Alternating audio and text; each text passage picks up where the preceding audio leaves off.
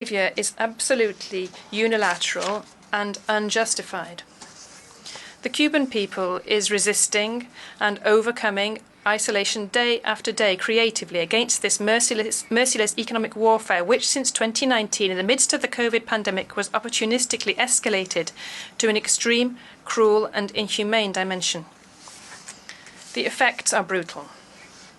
The United States government is pressuring entities for them not to provide the oxygen of medicine which are needed in Cuba to face the pandemic. Our Cuban scientists created vaccines and developed the ventilators which were needed to save the country and which we put at the disposal of other countries of the world as well.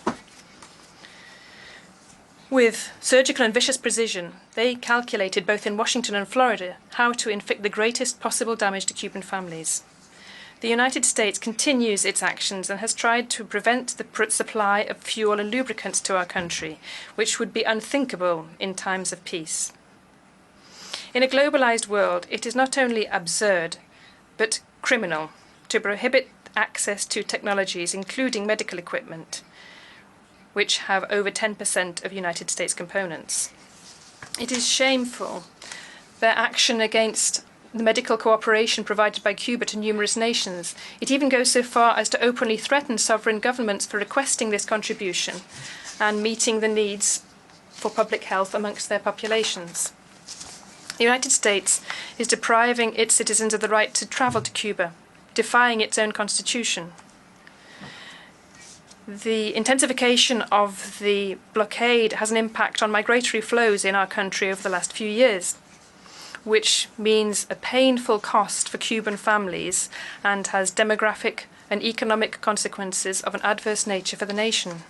The government of the United States lies and causes great harm to international efforts to combat terrorism when it accuses Cuba in an utterly baseless way of being a sponsor of this scourge.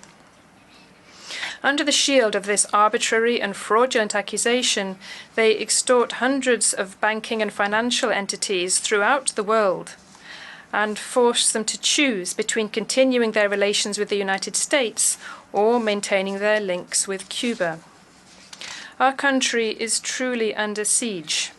It's suffering from a cruel, silent, extraterritorial economic war. This is accompanied by a powerful political machinery for destabilization, with vast funds approved by the United States Congress, with the aim of capitalizing on the shortfalls caused by the blockade and undermining the constitutional order of the country and its people's serenity.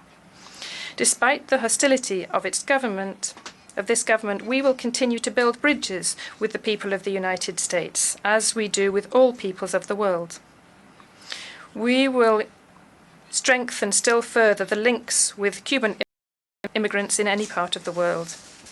President, promoting and protecting human rights is a shared ideal, which requires a genuine spirit of respect and constructive dialogue between states. Regrettably, 75 years since the adoption of the Universal Declaration of Human Rights, reality is very different from this.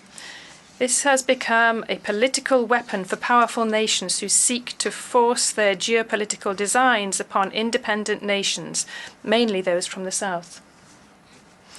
No country is immune from challenges, and none has the authority to consider itself an example in terms of human rights and to stigmatize other models, cultures, or sovereign states. We defend dialogue and cooperation as effective ways to promote and protect human rights without any politicization or selectivity, without applying double standards, conditions, or pressure.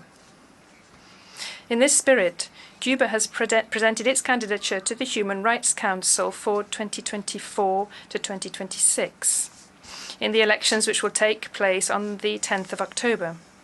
We are grateful in advance for the trust of those countries which have already provided their valuable support. If we are elected, the voice of Cuba will continue to stand up for a universal vision, as seen from the South, of the legitimate interests of developing countries, including constructive commitment and the unavoidable responsibility to the full achievement of all human rights for all.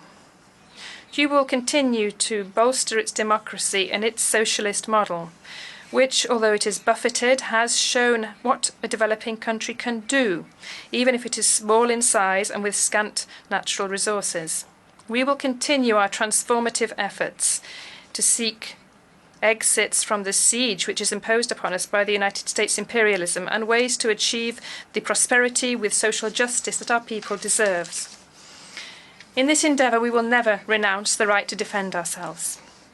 President, distinguished heads of delegation and other representatives, I conclude by extending an invitation to all of you to work to overcome differences and to address shared challenges urgently. To do this, the United Nations and the